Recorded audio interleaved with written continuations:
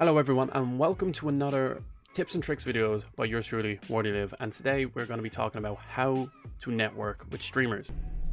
Okay. So for those of you who don't know what networking is a form of introduction to other people in your field. So if you're working in somewhere like the pharmaceutical industry, if you're a retailer or an animator or anything in between, you would need to network to understand where the jobs are, to get to know other people with the same skill sets as you, and just to find other people with the same interests. And networking falls under the same category for streaming. And a lot of people that I've talked to, new streamers that have been popping out of works, don't seem to understand how to network properly, because a bunch of them that have come across, even across my own channel, have either tried to ask me for a follow, or they're like, hey, I'm a streamer too, and that's like, an instant red flag. Or they just try to advertise themselves in your streams. So we're going to be covering a bunch of topics today, and hopefully they're going to be, helpful for anyone else out there. So on the topic of networking, how to effectively approach a streamer without weirding them out, insulting them, or seeming like you're just self-advertising and using them. You need to make sure that you don't do any of these things, because if you're following someone just for a follow back, don't even bother, because people have tried that to me and I don't follow them back.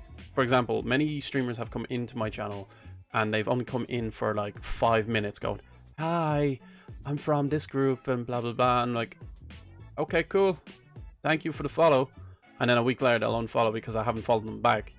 And the main reason why I haven't followed them back is because if you come into my channel and you only show me like 5 seconds of support, why should I show you any support? Like, that's what a lot of streamers do. If you show your support to me, I will show my support back to you. That's how networking works. And I don't mean like host me every day, be in my channel every day, lurk in my channel even when I'm offline, so I have someone as soon as I go online, because it's realistically not possible.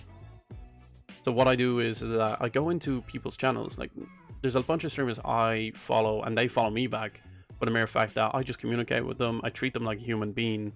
So if you're gonna approach them, don't approach them as a streamer, approach them as a viewer, and then develop a relationship with them, be friends with them, because that makes everything way better. Because if you organically network and make it a healthy relationship, it's going to benefit you in the long run, and you don't even realize it. The other thing that people keep doing, and I've said this in my other video as well, that they think follow for follow is a networking tool. The only tool that is effective with is probably the one in your mind, which I mean is that it's all imaginary. It doesn't actually exist. If you try to network by using follow for follow, you're going to have a dead network. Like, no one wants a dead network, especially if you can't find other streamers who you actually enjoy, if you want to like play with these people. Because follow for follow, I can't say it enough, is the worst thing that you could do for your channel, because people think it's all about the numbers. It's not. You should worry about the people that are there, which are your viewers. And a lot of the time your viewers will be other streamers, because this is what happens. This is like some of my first viewers were streamers. And the only reason that I got those viewers in the first place was because I talked to them. I hung out in their chat. Like, literally, I hung out in their chat almost every time they were on, because I had the time. And whenever they're on and when I can, I will jump in. That's how networking works with streamers. And a lot of people think that because you're friends, because you're friends and all, they'll try and use you. Like, I've had people try to use me for my channel. They're like, oh, my channel is not getting anywhere. This man is getting so many numbers. Why is his numbers rising? Why is he getting subs? Why is he getting rated? Because I put the work in. Like, literally, it's all about that. It's all about as much work you put in, you will receive. So you do the networking, you do your homework on trends, and everything just falls into place. Now, saying that, you do have to watch out for people as well, because when there's networking, you will also find piranhas. Like, I'll call them the piranhas or the traps. So the traps try to make you look bad and try to get your viewers to follow them. They're like, oh yes, I'm going to be your friend, but in fact they're like Maleficent the fairy and she tries to kill you. And then you've got the piranhas, the ones that will eat you alive just so they can get what you have.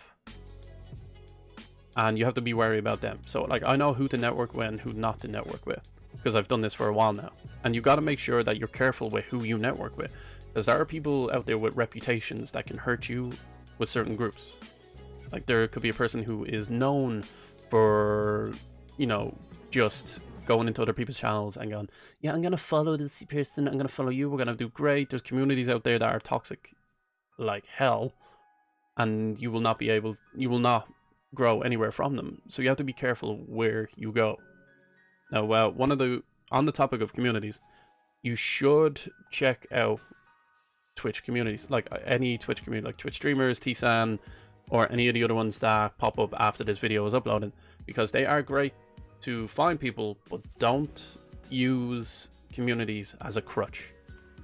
The reason why I'm saying that is that a lot of people think that they're gonna grow just from the community alone. They're not. It's far beyond that, because like, you can have multiple people backing you up, but those people are also looking for multiple people to back them up, and vice versa. Like, it's just a chain reaction. So like, people also post live in those groups saying, hey, I'm live, does anyone care? Like, I posted a lot in these communities thinking I was gonna find something from it. I only found a handful. Like, every community I've been in, I found a few gems in there, and they're still with me, and we have lots of fun. They're great, they're perfect, they're beautiful. But you have to make sure that you don't rely, like, if all of your viewers just come from that community, you have to change that, because that means when they're streaming, they're not going to be watching you. Half the time they mightn't even lurk you, because like, I lurk some of my friends when I can, or if my computer will allow it. So if you use those communities as a crutch for viewership, it's going to go downhill very quickly.